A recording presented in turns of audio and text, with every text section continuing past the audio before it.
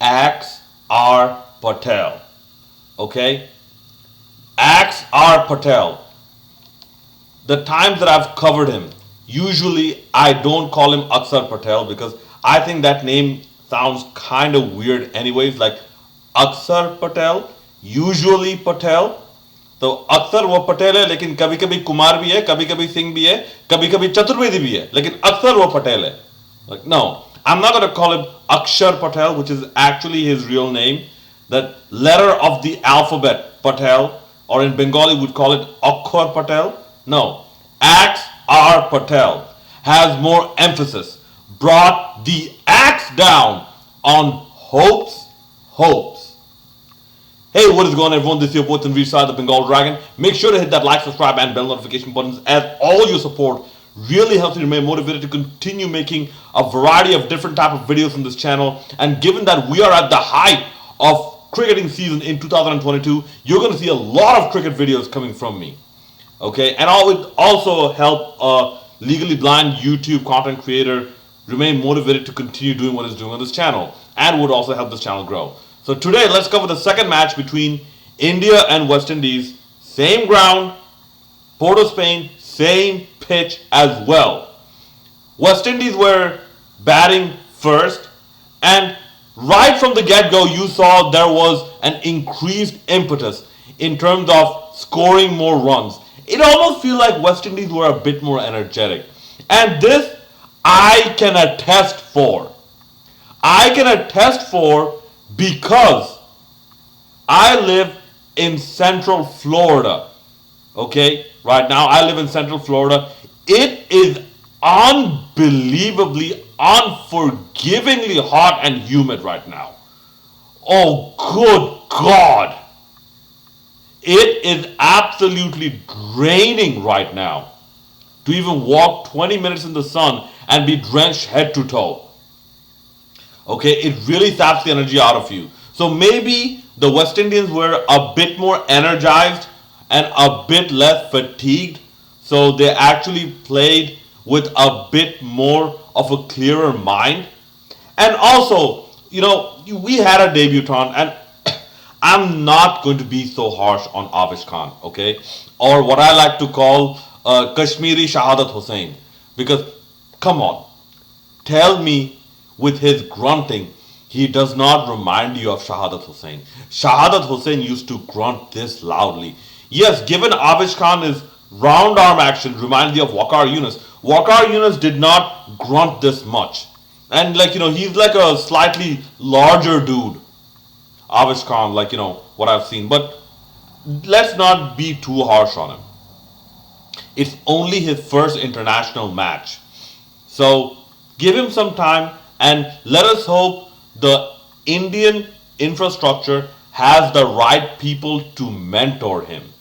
Because if you're getting a debut in international cricket, you need some seniors around you, or you need some type of a role model figure, you know, to basically show you through the ropes. Just look at Taskin Ahmed, Mustafizur Rahman, and see what the presence of Mashrafi Mortaza did for them. Okay, you can even see this in English cricket, in Australian cricket, in Pakistan cricket, even, you know, previous histories of Indian cricket. You can see this. Okay, so Kyle Myers unfortunately did not score that many runs, and once again, fell to the off spinner.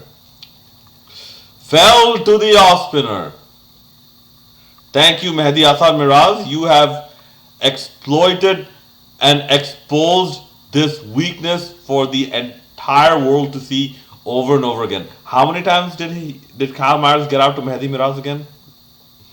All right. So, Shardul Thakur, like, you know, did what he did, but see, not every team is West Indies, okay? You will have better sides. You will have more competitive sides, okay?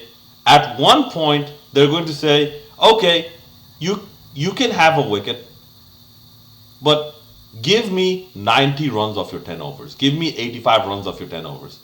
Have a wicket. Have 2 wickets. Okay? At that point, it almost becomes pointless. I'm like, you went for so many runs and your team ended up losing. What are you going to do with those 2 wickets? So there's a point where being that expensive is not going to work. So economy is also very important for Shardul Thakur. Mohammad Shiraz also like did not have that good of a day. Okay, Yuzvinder Chahal. Wow, wow! I did not expect him to be this expensive. But Axar Patel, man, he did the trick. Like he is not letting um, India feel the absence of Jadeja. And by the way, I don't think Jadeja could have batted this well. I mean, he might have bowled better, but in terms of batting this well, I don't think, he could have done the trick. But maybe I could be wrong. Okay. I could most definitely be wrong because recently we have seen him come to life with his bat as well. I believe in India and outside of India. And right now, like, he's in, very good form. But West Indies, thanks to Shea Hope, 115. And by the way, congratulations to Shea Hope. I believe one of the very few people to get a century in an ODI match in your 100th appearance. It is just very heartbreaking to know that it was for a losing effort. But West Indies set India a record-breaking 312. Like record-breaking is if they chase it down in this ground. Okay. India started cautiously enough. I believe there were some tight chances that were missed, like a run-out chance, towards the beginning of a catch, like, a very, very steep catch. But you gotta take these chances, man. Especially if you're playing against India, you have to take these chances. Okay. Now, a lot of people might brush this off, but there was actually a short rain interruption. What this did was it killed the momentum West Indies had. This actually takes me back to a game against Pakistan, Bangladesh against Pakistan in 2011. I believe Pakistan were dismissed for a very low total, and after such a long time, Bangladesh were gonna win. And I believe this was in Chittagong until the lights went out, the power went out, the floodlights, all of them turned off. Once the lights came back on, Bangladesh lost the momentum and they ended up losing that match. So a similar thing might have happened here because look at this side, look at this West Indian side. They are not that experienced. Okay? This is relatively very young. And for a relatively very young side, they're not doing that bad, but they could be doing much better. But yeah, I mean the momentum was not fully shifted, but like they kept partnerships going, like Shikhar Dhawan, Shreyas Iyer, and Surya Kumar Yadav. Also, I believe one of either first or second ball he faced bam out of the ground. So they did good, but when Patel came in, Axar Patel, when he came in, and that time the required run rate at one point was even 10. You needed 60 of 10 overs. That's when West Indies lost the plot entirely.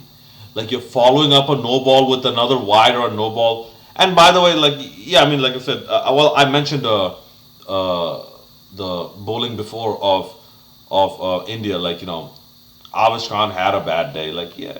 Your debut match can be bad. Just need to fine tune a few things, and then you're all good to go. But for West Indies, man, who do you have? Okay, Alzari Joseph.